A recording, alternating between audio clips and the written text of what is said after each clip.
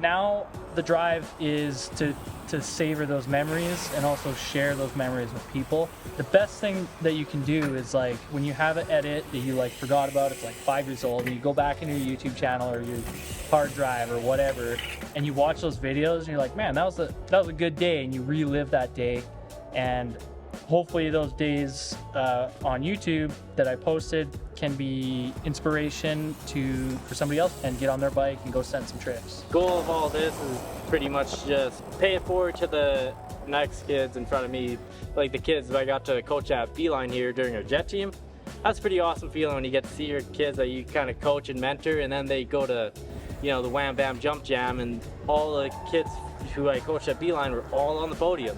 Like, those kids were awesome, man. I do like to focus on BMX, but I also do love mountain bike riding and just being on a bike, like whether I'm road biking, mountain biking, BMXing, cruising anywhere, just on my bike. That's my favorite thing. And if I can share that passion and get more people on bikes, hopefully BMXs, because that's the best one.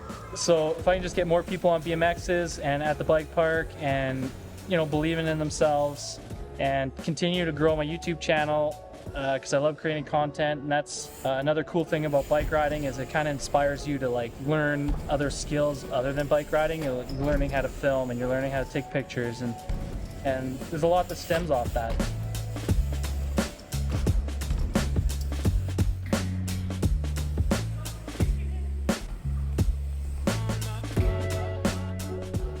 BMX. So kind of similar stories for everyone here, where it's like there was BMX track in your hometown, and then you start racing BMX, and then boom, 2010 comes around, skate parks everywhere. I got a skate park in my hometown of Airdrie, and so since I started going to the skate park, I wasn't going back to the BMX track. And sure enough, my dad wanted to kind of live his BMX dream through me, and so he was like pushing me to go to every skate park ever imaginable in the country. And he built us a backyard ramp.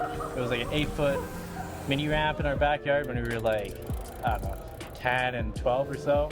And so my brother and I, we had a half pipe in our backyard. It was sweet because then we had all the neighborhood kids come ride our ramp. All the older kids would show us how to do tricks and whatnot. And even my friend Darcy, he came to my ramp when I was like 10, doing flares, double whips, and everything like that. And so he definitely fueled some inspiration behind this BMX journey. When I was first riding my mountain bike at the time, I just wanted to do catwalks and jumps all the time. And then my parents asked me what I wanted for Christmas, and I said I wanted a Gary Fisher, if you remember that brand, mountain bike, or a Haro BMX. Well, thankfully Gary Fisher bikes were like $2 grand, and a Haro BMX was only $500, so I got a BMX because they're cheaper. So that's kind of what fueled it. And then after that, we started building backyard ramps, and everything kind of went off from that. And then I just kind of fell in love with it.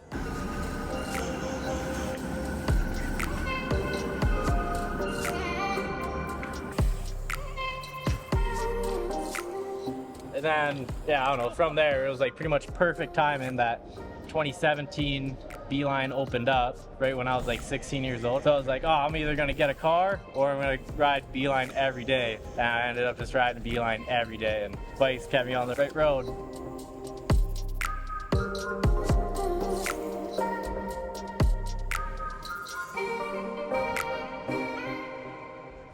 It's funny because the Lone Ranger inspired me to start doing more mountain biking, which he's probably inspired millions of people or whatever. I was actually just on Lone Ranger's channel, which was extra cool. Shout out to the Lone Ranger. He's already got like a bazillion subscribers and stuff, but he talks so good. And I'm just like, dude, I can't do that. Like, to me, those kind of skills just blow my mind. He's very concise and he words things really well, and he's very creative. After filming that video and being behind the scenes and being a part of it, it was just chaos. Felt like, to me, I was just like, what is happening? And then the video came out and I was like, dude, what the heck? How'd you make this out of that? So I was just like blown away by that aspect, and that drives me to do better as well.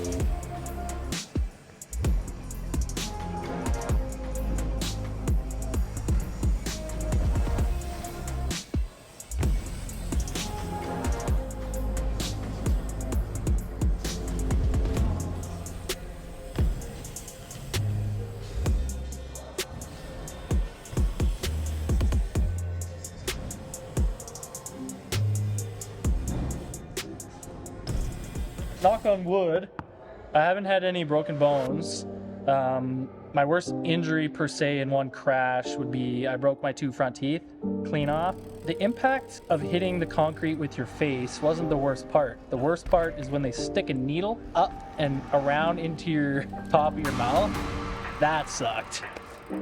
And then I'm laying there all frozen, and then the dentist, he's just like, my lip was all cut open and stuff. He's like, oh, that looks like that hurts. And he stuck a needle right into the bottom of my lip there, and I was just, that hurt. Those 2 pinches hurt more than the whole thing combined. So other than that, just hitting my head a lot has caused like issues. I wish I knew helmet technology back then, because I had an uncertified helmet. I smacked my head in concrete a bunch of times. And I've had a couple injuries here, like separated shoulders and collarbones, but the one that got me good time for 5 days in the ICU was I was working on this wall ride transfer over there that I'm looking at, and we were pedaling as fast as I could with this 32 sprocket, 39 gear ratio, doing a catwalk into this wall, and sure enough I screwed up the manual over the kitty catcher. I lost balance, went over the bars, slamming into the wall, ass over tea kettle, ankles to ears, kind of slamming in the wall, and sure enough that one just lacerated my kidney and bruised some internal organs. And I was 19 at the time, but I couldn't walk for like 10 days there, man. I felt like I was 90 years old at 19. That's pretty much what fuels your fire to get back on it, because it's like that Stockholm syndrome of getting beat up all the time by your loved abuser, but then you just love it even more, you know? You just kind of commit to having scraped elbows and knees. Like, I've never had a week in my life without a scab on my body, so you can imagine my bed sheets are always filled with scabs, because I wake up in the morning with like a scab on my hip and my butt stuck to my bed sheets, and wake up crying because I fucking ripped a scab off my butt. It's pay to play.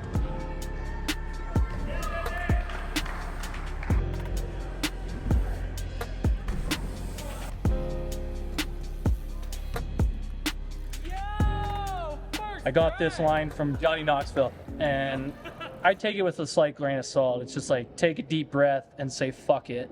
You know, I'm not gonna just go send a double backflip or something. Like, I still take the process to like try to figure it out in the foam pit now that I have access to it. But back in the day, you just kind of hucked it, and we didn't really have really good riders to like base it on, or YouTube videos for how-tos to like tell you the tricks and tips. So you just kind of figured it out. For the fear factor, once I'm prepared and I'm ready to do the trick, that's when I'm like, okay, take a deep breath and just say fuck it, because what else are you to do? Process learning a new trick, really just kind of break it down in steps and try and like cope with the fear of trying a new trick too, right? So I break down into digestible steps where I get to identify what's going to happen, what's going wrong. Sleep on it for a couple days too, right? You got to have that imagery in your mind so then you can really envision it. And the hardest part is just trying, right? And so it's always better to try and fail than fail to try, right? So if I'd go home regretting that I didn't try that trick compared to going home limping because I did try it, you know? And it's like, you don't want to get hurt for no reason, so you keep battling that trick till you get it. There's no point of trying it one try, being like, oh, that's scary, I'm never trying it again. You might as well try it twice so then you don't get hurt for no reason.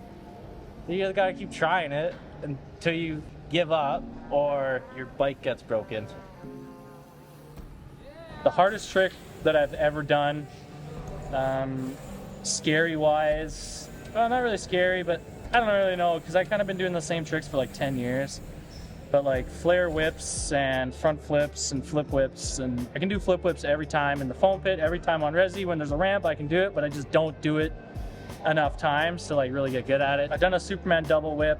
That one was really scary, but when you're in contest mode, you kind of get this like burst, and that's when I always try my new stunts. So I wouldn't just like send it here. I need that extra adrenaline rush to push me. A haunting trick is that cliffhanger flip, because that one is a little loose and more variables go wrong there. And when I first tried that trick this past summer, it was like the Crankworks weekend in Whistler, and so Whistler was just popping. Everyone was there, and 2 wheels that needed to be there. And sure enough, Monday morning came around when it was time to go home, and I didn't get any clips or videos of being in the park or the river jumps or riding the mountain.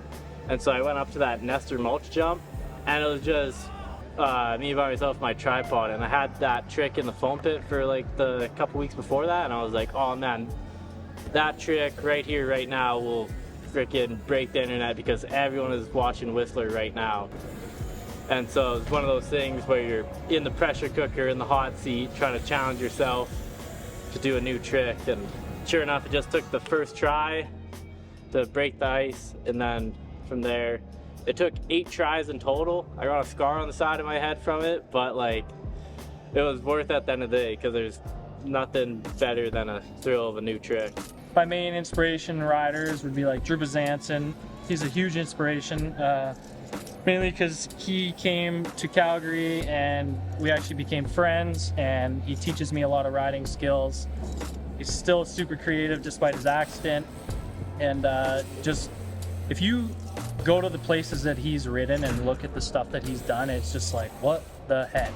Like, it doesn't even make sense.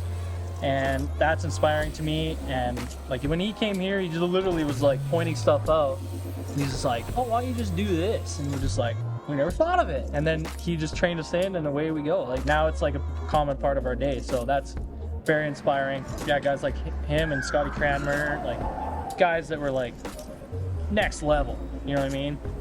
And then there's always like the classics, like Dave Mirra, a huge inspiration. Obviously, he had his video game, crazy good video parts back when BMX was like still growing. That's when I got my first bike. So there's literally too many to list, honestly. Like you get inspiration from so many people. Like Carson is a huge inspiration to me right now. So inspiration comes from so many places, right?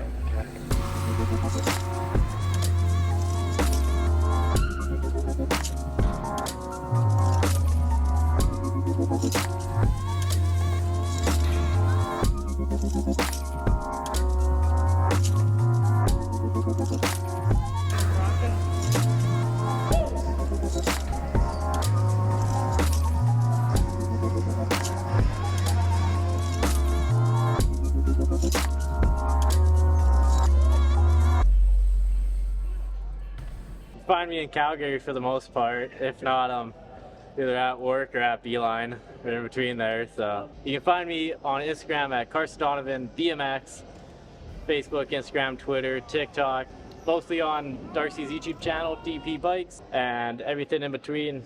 You can find me at DP So Good on Instagram, DP Bikes on YouTube, and from there you can find all my other crappy links. But those are the main 2 that I push content to. So yeah, check it out.